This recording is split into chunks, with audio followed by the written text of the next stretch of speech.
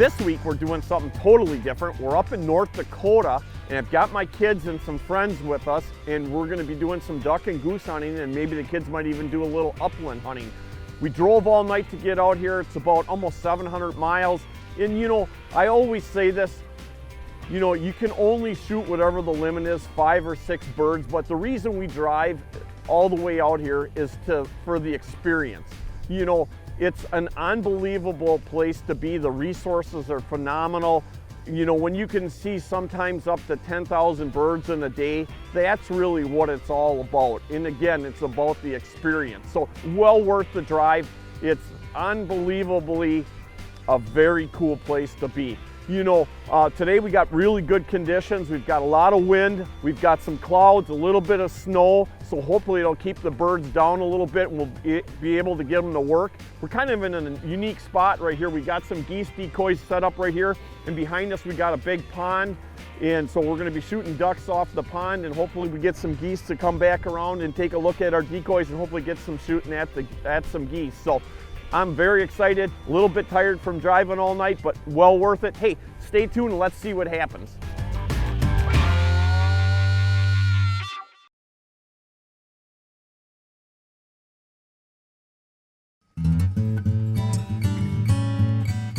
Take him right there.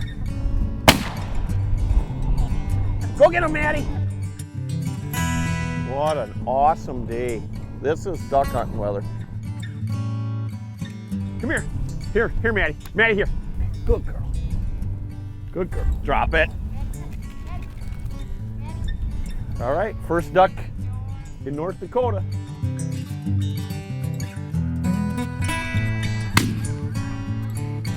See, the object is, I tell them that they're in range, and then when they're out of bullets, then it's my turn.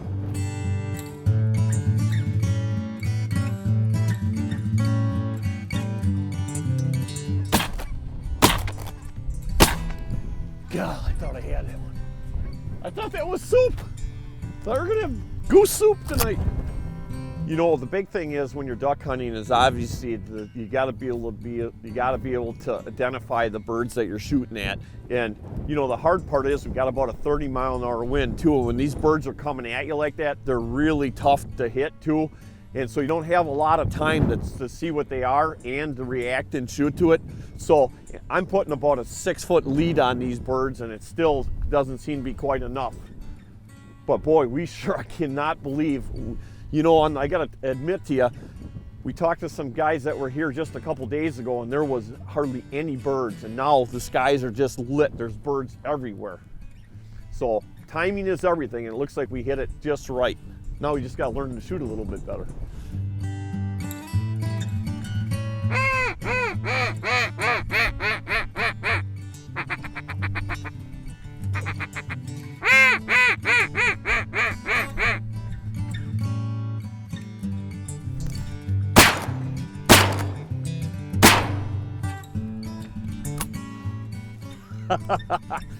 That was awesome.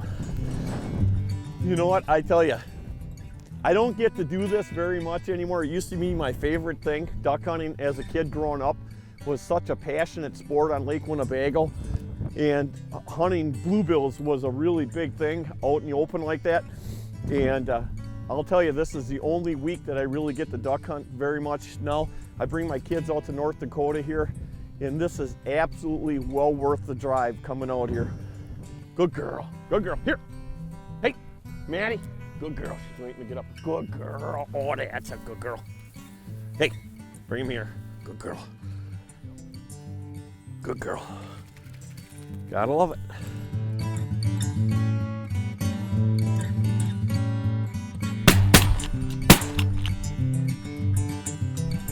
You see them two geese?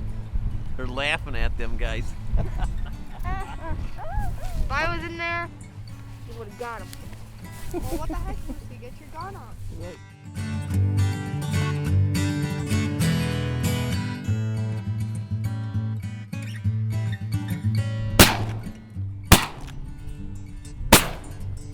Get him, Maddie.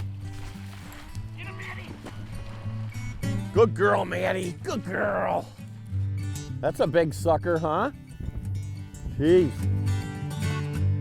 Hey, you know, we had a pretty good morning this morning out here in North Dakota. Everybody shot some birds. We got a few geese, and we definitely missed a lot of birds. But you know what? I'm thinking now it's definitely lunchtime. Let's go have some lunch and do some scouting and see what happens for the rest of the day.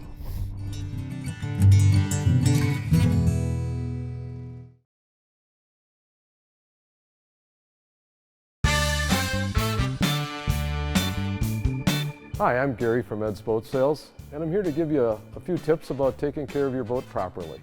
And so what I've done is I've laid out a few things that might help in that regard. And closest to me, I've set up some fuel stabilizer, very important to do, and some rust preventative, storage seal, and then some real important things to have. Flushettes, so that you can run your motor all day long if you want, out of the water. And then a little handy pump for changing your gear loop. And don't forget, all of the new motors that are 4-strokes, most of them all have oil filters, just like your car, and the oil. And they've come up with some really nice little kits that have the filter and all the oil, everything you need. And then a lot of the new outboards have water separating fuel filters. Don't forget about those. And then grease for taking care of your wheel bearings. And then antifreeze. You know, your outboard boat has a live well, and if that live well pump freezes, you could have a problem in spring. So don't forget, here are all the products that could help make your job really easy this fall.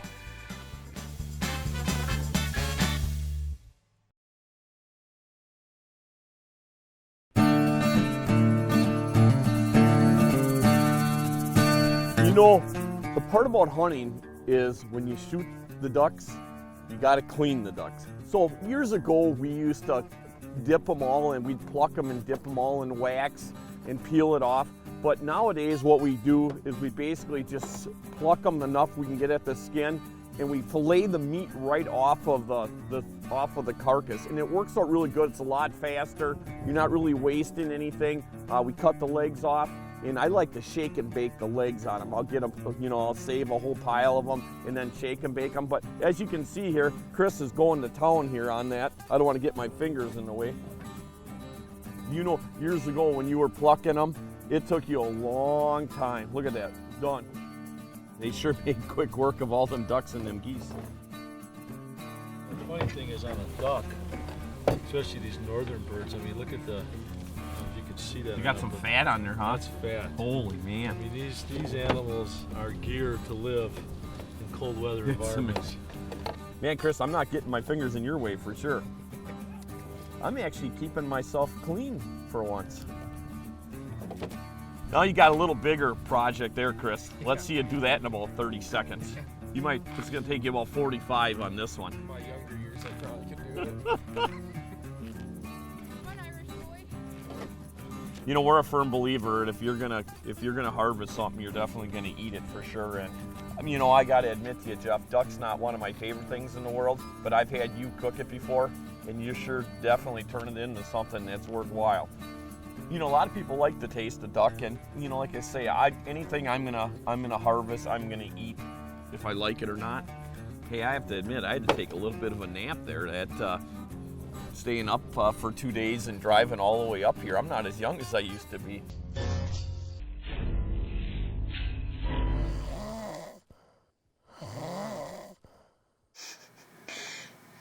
What do you guys want?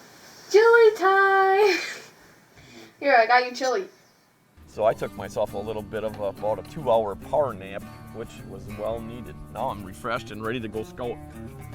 One thing we've learned about hunting out here in North Dakota, I've been coming out here for a long time and hunting all over different parts of North Dakota, is that you never hunt the same spot twice, ever. No matter how good it was, the chances are that the next day when you go to that spot, it's just not going to be that productive, because when you're looking at such a vast amount of land out here and there's so many good spots, that these ducks and geese, they won't take that pressure. They're just going to keep moving, because not like back at home where you're limited to the amount of spots you can have where these birds can land and feed. Here it's just endless. So we've always learned that We always hunt in the mornings, and then in the afternoons, like now, once we get done cleaning these birds, we're gonna go out and scout for tomorrow morning again, try to find some active places where we see the birds feeding.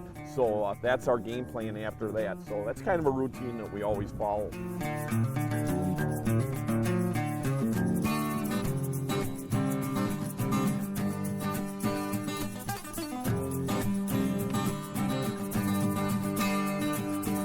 I'm blaming that sneak on Jeff because the corn is only about 5 foot and he's 6.5 foot. So that's, and then look at his hood.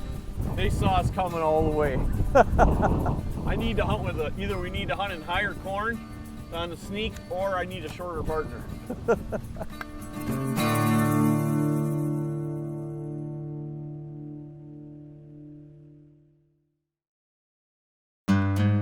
Welcome to Chef Jeff, and we are cooking the most succulent jalapeno wrapped bacon duck. Right? Is that what we're cooking today? That's what we're cooking today. So what we've got the duck breast we shot today, and what I'm doing is I'm just butterflying them a little bit, and I've got a mixture here of cream cheese, seasoned salt, some chopped up jalapenos, and a little bit of pepper, and I mix that together. And what I'm doing is I'm just simply stuffing the inside of the breast with that mixture, which is kind of like a jalapeno if you ever had stuffed jalapeno. And then I'm going to wrap that duck breast in a piece of bacon, and we'll just do that real quick here so that the bacon covers the duck breast. And then we'll put a toothpick through there, and then that will be ready for the grill. We're gonna try this out here. We're gonna cook these guys. I'm thinking with most wild game, I like to cook wild game almost medium rare just because it seems to provide a better flavor. So I'm gonna look to cook these also in a medium rare. So that bacon is gonna be my indicator to tell me when things are done. So I'm excited. I've never tried this recipe before, and curious to see how it's going to taste. But like I say, with bacon everything tastes good, so we'll let you know for sure. Well, there they are. They look pretty good to me. Got the cream cheese kind of floating in there, got the bacon. So we're going to have to find a volunteer to do the first taste test. So we'll see how they go, but they look pretty good though. I think this worked out all right. Jeff, this looks like an awesome meal. What do we have here? We have jalapeno stuffed duck. Chef Jeff.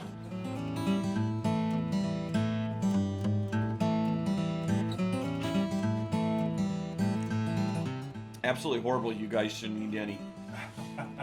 I'll have yours though for you. Very good. You know, I'm not a big fan of duck, but this is absolutely excellent. It's pretty good.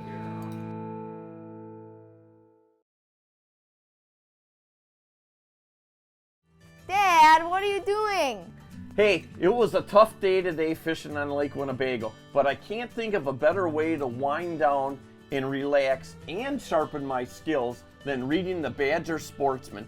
It's a far from working experience.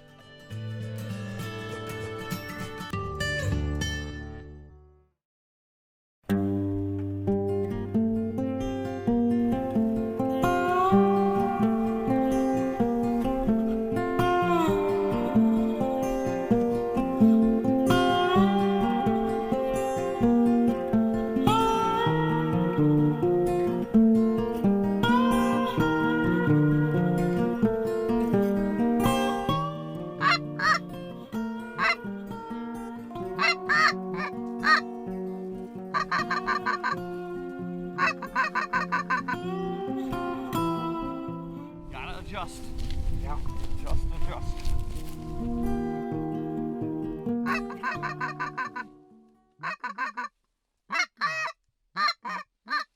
Here they come, right here. We suck. It's awesome shooting, but we suck. Shoot again. We're doing a lot of shooting but not a lot of getting. And the only thing good about that, that means not a lot of cleaning. And then you got Lucy here, look at it stinks in here so bad because she doesn't have her boots on. Be quiet. I think the smell is scaring them birds and they don't want to come in close enough.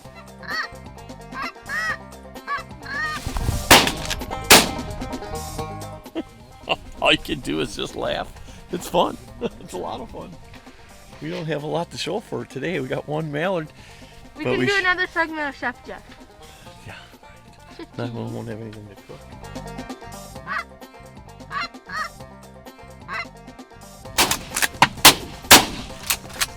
One finally. Nice job. Get the other one. Get the other one. It's low. Finally, we got some. All right. That was like awesome. Hey, you know, we had another absolutely fantastic time this morning out here in North Dakota. We shot at a lot of birds, didn't we, you guys? You know, we end up getting a handful of birds, which is plenty to clean. And now we're going to go back and have some lunch and maybe do a little bit more hunting this afternoon. Hey, and Lauren, you know what? I told you yesterday to go rustle a cow. I didn't mean rustle a deer today, you know? Yeah. It looks like she won at least. Yep. All right, hey, for Larry Smith Outdoors, we had another great time, and remember, it's always a great day to be alive.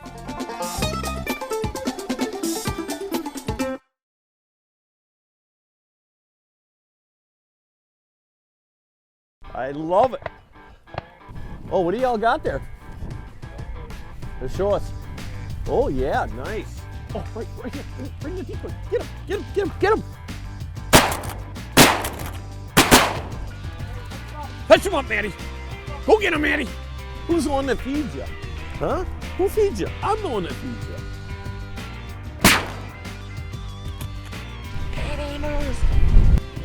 I didn't get any of them. My gun jammed. You better put that camera down or you're not going to get any of this. Good luck.